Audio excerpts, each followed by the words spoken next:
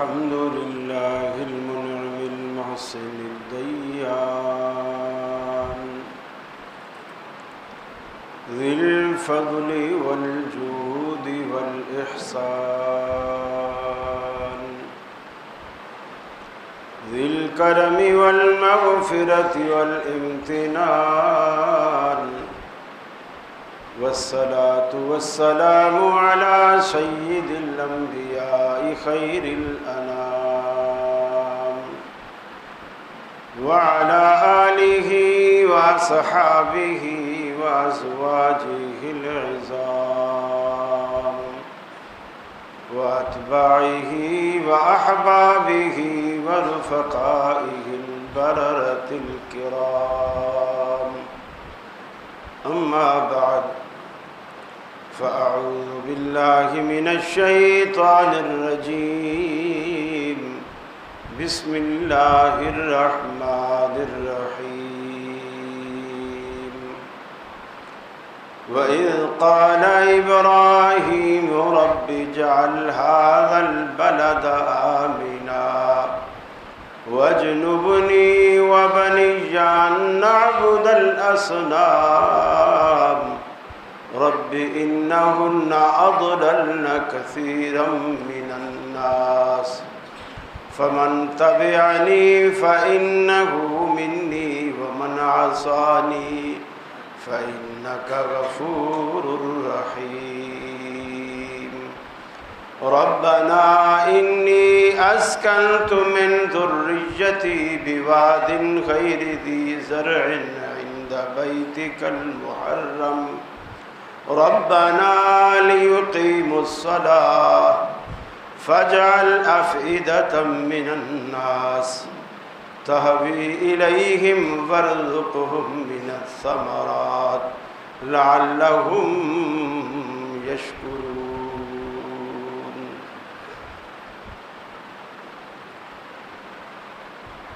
حج کا سیزن ہے، مسلمان تیاری میں ہیں، جا رہے ہیں۔ جانے سے پہلے جن مقامات کی طرف عازم سفر ہے ان مقامات کی اہمیت، فضیلت، شرعی حیثیت ان کی نظر میں ہونا بہت ضروری ہے تاکہ جانے کے اصل مقاصد حاصل ہو سکے۔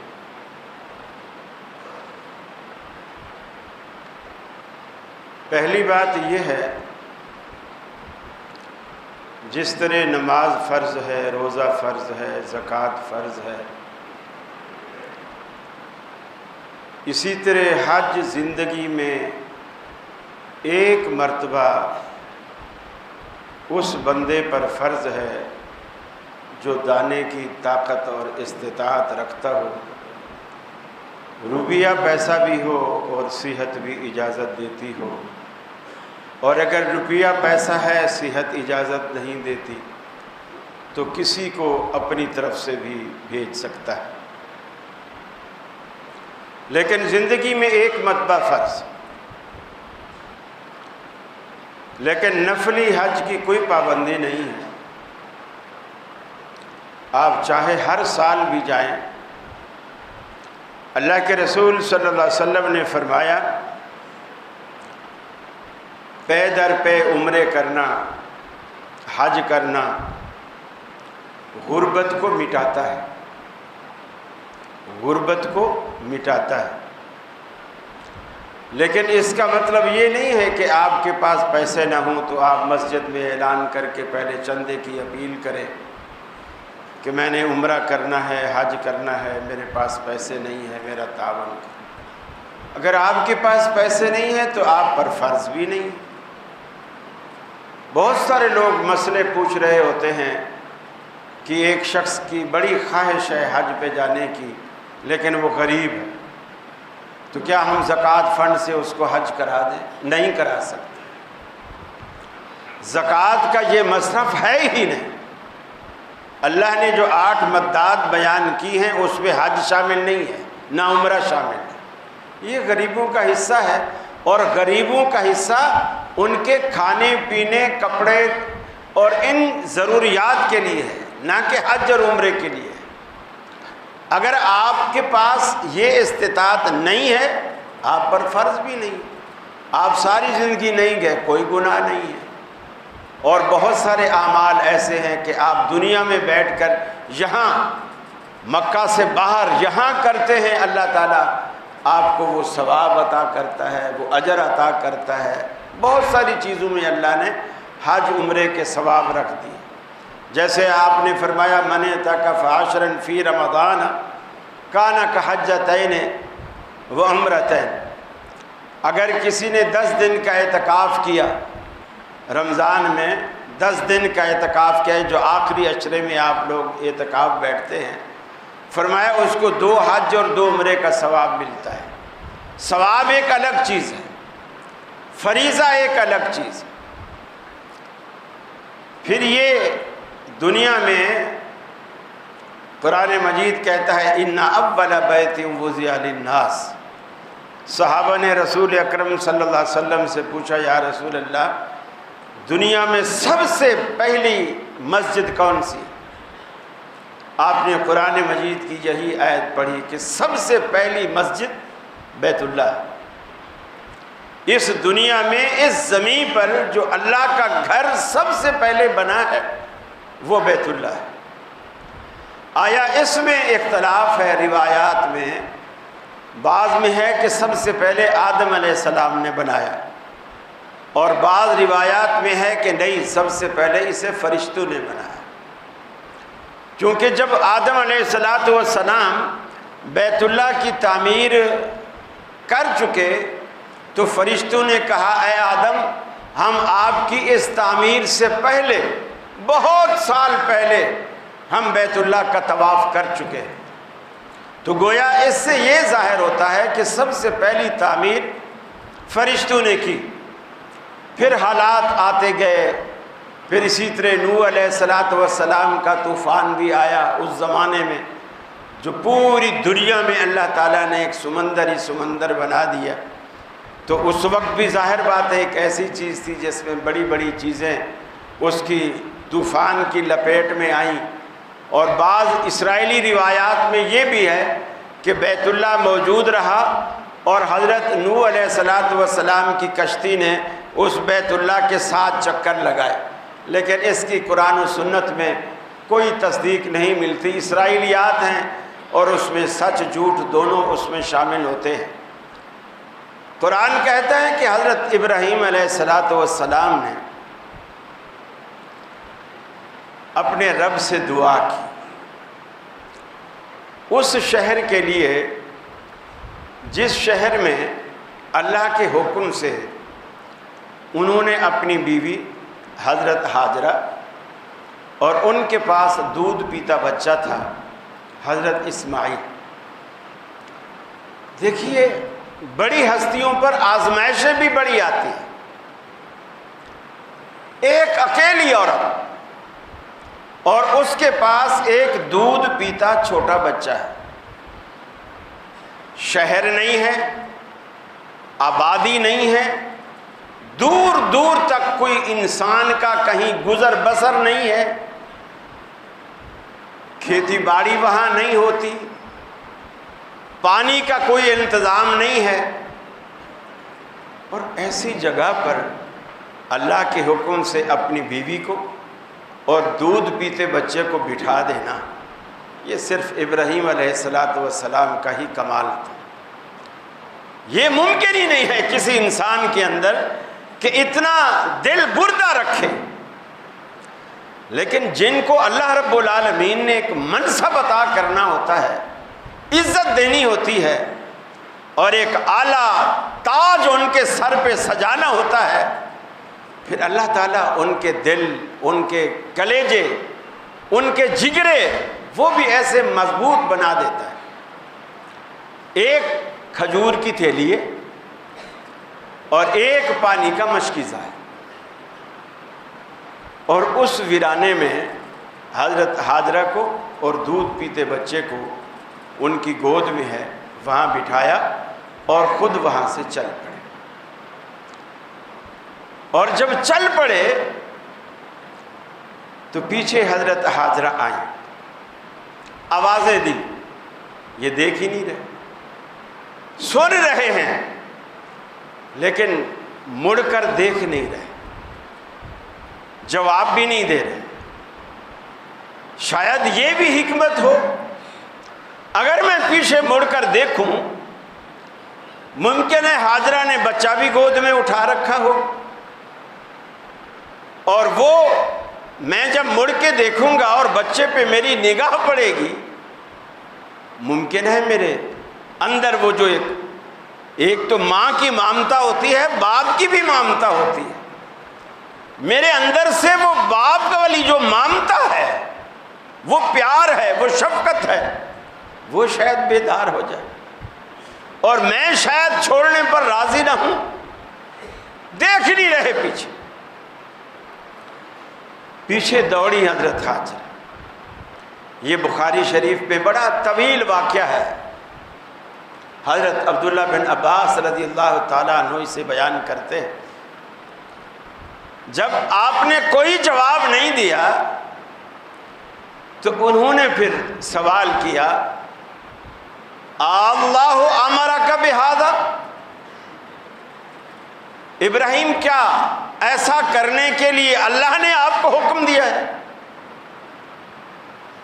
اور تو کچھ نہیں بتا رہا, لیکن اتنا تو بتانا کہ یہاں ہمیں کس کے حکم سے چھوڑے جا رہا ہے؟ کیا اللہ نے تجھے ایسا کرنے کے لیے کہا ہے؟ اللہ امرک بہذا. آپ نے فرمایا ہاں. پیچھے مڑ کے نہیں دیکھا لیکن اب جواب دیا ہاں. حضرت حاجرہ کہتی ہیں دیکھیے یہ تربیت ہے, ماں باپ کی بھی تربیت ہے اور خاوند کی بھی تربیت ہے. آگے وہ کیا کہتی ہیں, فَإِذًا لَا يُضَيِّعُنَا, پھر تو اللہ ہمیں ضائع نہیں کرے گا, جا تو جا, تیری اب ہمیں کوئی ضرورت نہیں. اگر اللہ نے تجھے ہمیں یہاں بٹھانے کو کہا ہے تو پھر وہ ہماری رکھوالی بھی کرے گا. اب یہ تربیت ایک اکیلی عورت. حضرت ابراہیم علیہ السلام جب وہاں سے چلے گئے, تھوڑا دور گئے تو ایک ٹیلا نما ایک جگہ آئی, اس ٹیلے کے اوپر کھڑے ہو گئے اور اللہ رب العالمین سے کہا, اے اللہ میں نے تیرے حکم کے مطابق وہ سب کچھ کر دیا جو تو نے کہا, لیکن میری ایک التجا ہے, یہ جو ویران جگہ ہے نا, اس ویرانی کو شہر میں بدل دے, اور اس ویرانی میں جو ایک وحشت اور دہشت ہے, ویران جگہ ہونا, کوئی بھی آبادی نہ ہو, اکیلا انسان وہاں چلا جائے تو اسے گھبراہٹ ہوتی ہے کہ یار یہاں کوئی ہے ہی نہیں, اسے گھبراہٹ ہو, فطری طور پر وہ ڈرتا ہے. رات کو سونے سے بھی ڈرے گا, دن گزارنے سے بھی ڈرے گا. کوئی درندہ, کوئی جانور کہیں سے اچانک مجھ پہ حملہ آور ہو جائے, وہاں اس ویران علاقے کو ایک آباد شہر میں بدلنے کی دعا کی, اور دوسرا اس ویرانی اور اس وحشت کو امن میں بدلنے کی دعا کی. فرمایا وَإِذْ قَالَ إِبْرَاهِيمُ رَبِّ اجْعَلْ هَٰذَا الْبَلَدَ آمِنًا,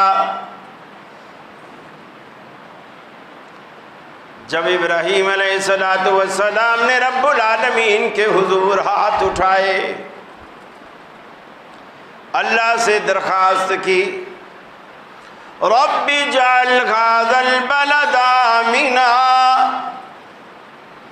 اے اللہ اس شہر کو امن والا بنا دے. امن و آشتی کا گہوارہ بنا دے، لوگ آئیں یہاں پناہ کر کے لیں، اتنا محفوظ علاقہ بنا دے۔ آج آپ کے شہر کو، آپ کے ملک کو، آپ کے علاقے کو بھی اس دعا کی بڑی سخت ضرورت ہے۔ یہ دعا رب العالمین سے اکثر مانگا کیجئے، رب اجعل ھذا البلد آمنا،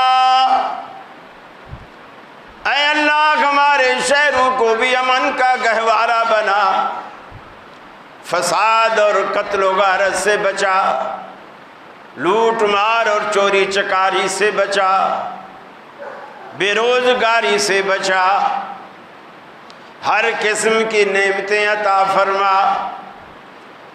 پھر فرمایا وَجُنُبْنِي وَبَنِيَّ أَن نَعْبُدَ الْأَصْنَامَ، اللہ مجھے بھی بچا، میری اولاد کو بھی بچا، کبھی ہم بتوں کی پوجا نہ کریں۔ اے الہ العالمین، تیرے دروازے کو چھوڑ کر،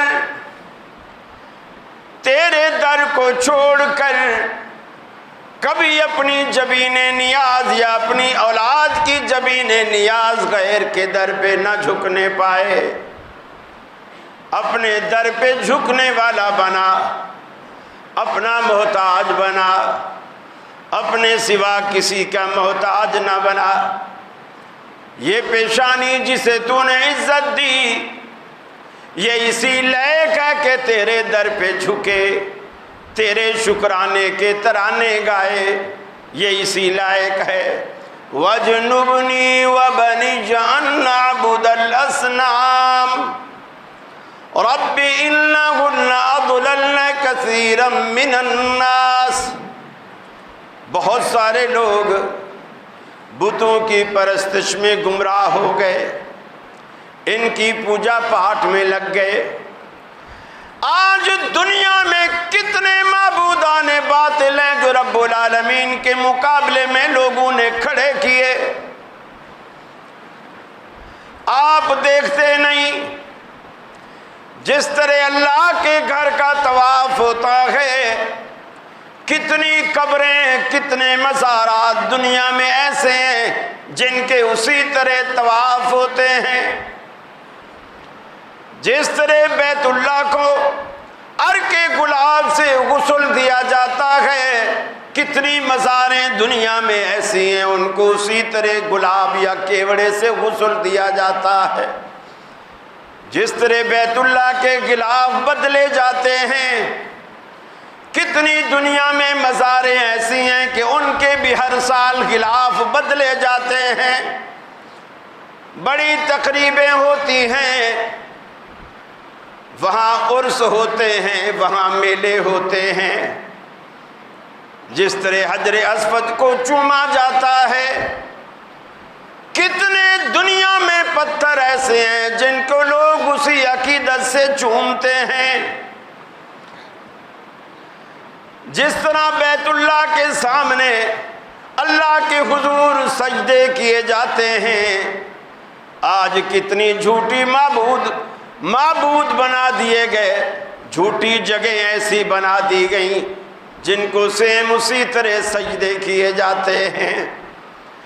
جس طرح بندہ اللہ کی جناب میں اپنی مراد رکھتا ہے، اللہ رب العالمین سے مانگتا ہے، روتا ہے، گڑ گڑاتا ہے۔ آج دیکھ لیجئے کتنی مزاریں ایسی ہیں جہاں لوگوں کو دیکھو گے اسی طرح ہو رہا ہوگا۔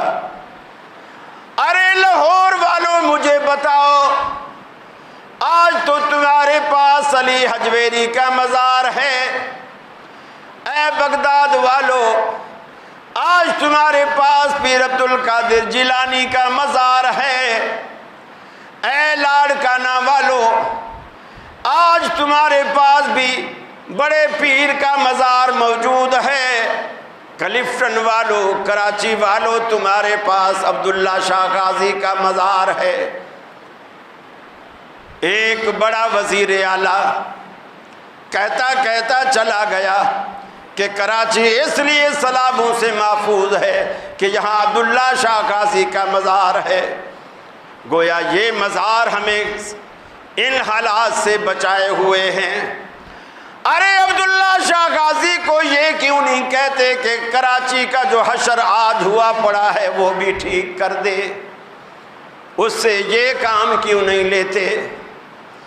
مجھے یہ بتاؤ، جب پیر عبد القادر جیلانی نہیں تھے، لاہور میں داتا کا مزار نہیں تھا، لاڑکانہ میں کسی کا مزار نہیں تھا، شاہ لطیف بھٹائی کا مزار نہیں تھا، کلفٹن میں شاہ غازی کا مزار نہیں تھا، ان کے پیدا ہونے سے پہلے لوگوں کی ضرورتیں کون پوری کیا کرتا تھا؟